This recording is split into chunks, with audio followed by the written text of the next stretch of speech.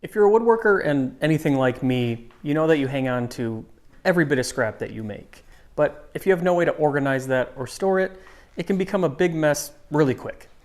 And that's why I built this storage cart. It holds every shape and size of scrap that you can make, and it has these movable dividers so that it can hold anything you want.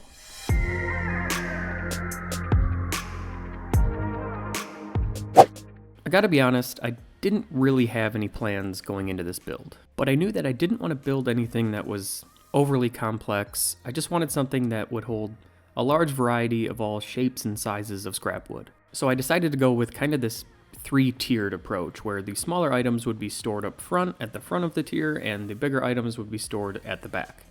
In order to create the tiers, the side panels would have to be angled, and that would go from 10 inches at the front up to 36 inches at the back.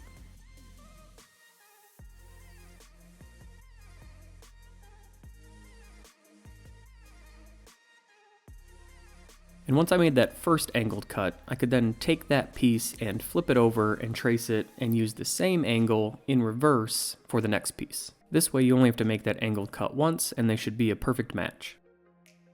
I then took the side panels over to the miter saw just to clip off that top corner to give it a nice flat top.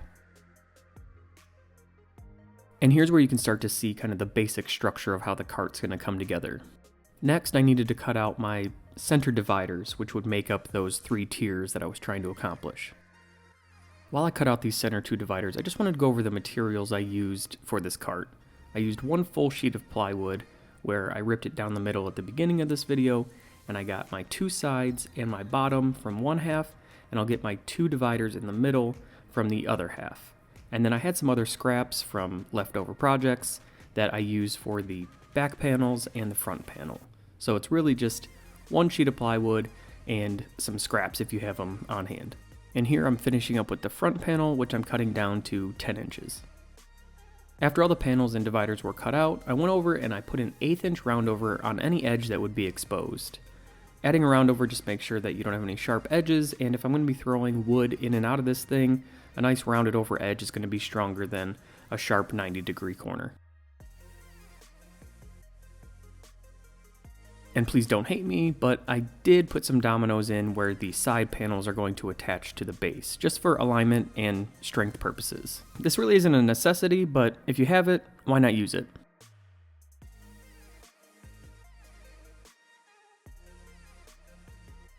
And at this point, I thought it would be a good idea to just go ahead and attach the casters, since it would be difficult to do after the cart was built. It's going to be a pretty awkward shape, so trying to flip it over and put casters on would be more difficult than just doing it now.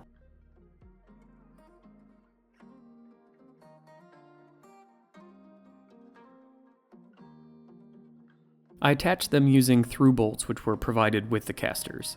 I was really impressed with the overall build quality of these casters. They roll really smooth and the locking mechanism works really well.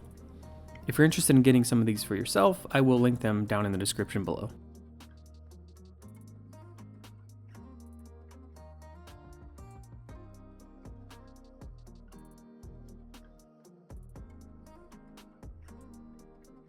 After the casters were on, it was time to move on and do a whole bunch of dados.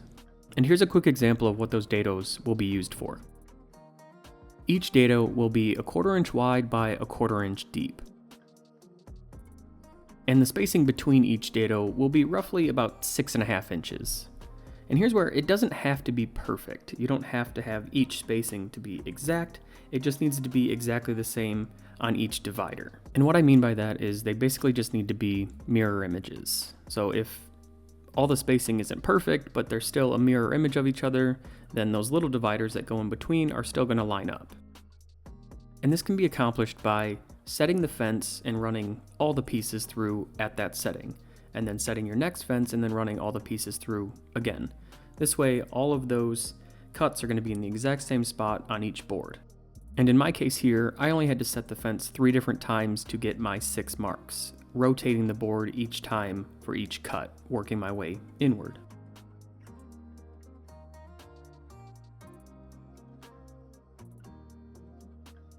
And once the dados were done, it was time for assembly. I chose to use pocket screws to hold everything together for 2 reasons. One, I think pocket screws are actually stronger than screwing into the edge of plywood.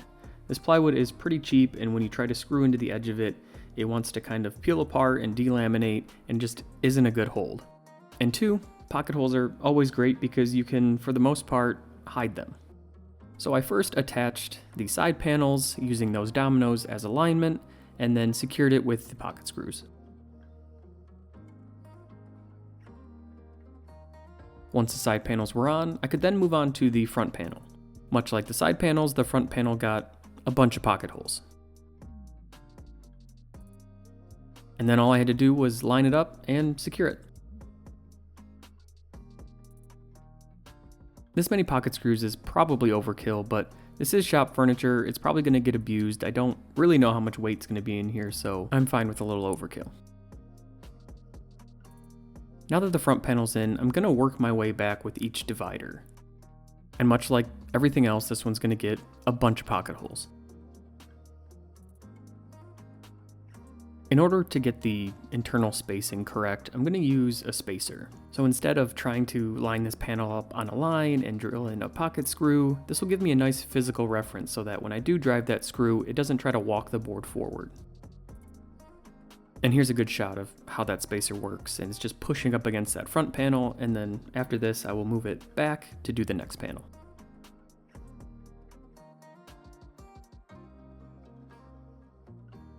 Because I was trying to use as little material as possible, this next panel was a little bit shorter than I wanted it to be, so I used a few blocks just to raise it up to put a gap at the bottom, and then I went ahead and secured it with more pocket screws.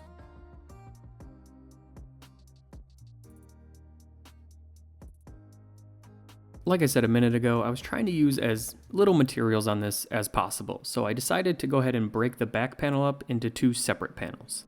And here I was actually able to use a damaged piece that I just had sitting in my scrap pile.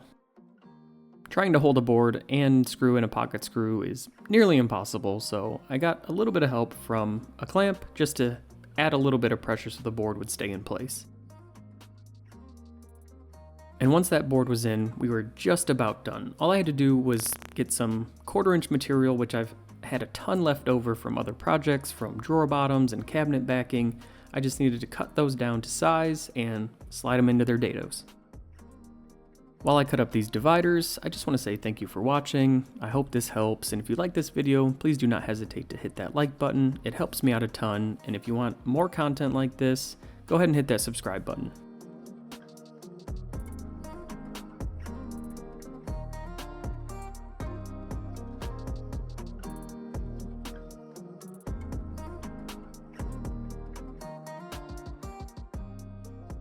And just like that, the scrap storage cart is done. All that I have to do now is get it off my assembly table and load it up.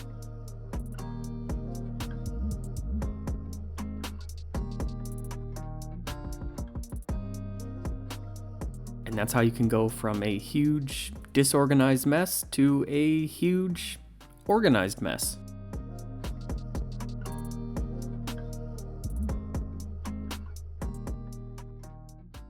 And while I'll probably never use most of these scraps, it does make me feel better to have a more organized shop. And if you like shop builds like this, make sure to check out this video next.